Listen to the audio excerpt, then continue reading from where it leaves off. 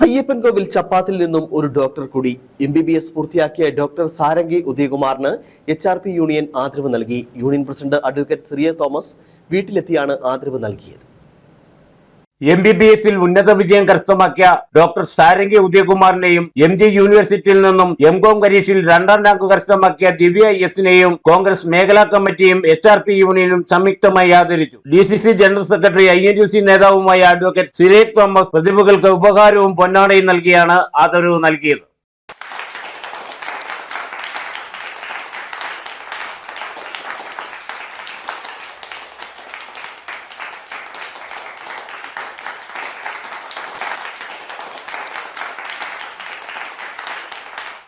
ചടങ്ങിൽ കോൺഗ്രസ് മണ്ഡലം president advocate James Kappan, INTUC മണ്ഡലം president Santhosh PK, Congress ward president Subhash PK, HRP union convener Sijo Thomas, Sulaiman S, PM Varghese, Shivakumar, അനീഷം, Shaji P Joseph തുടങ്ങിയവർ സന്നിഹിതരായിരുന്നു.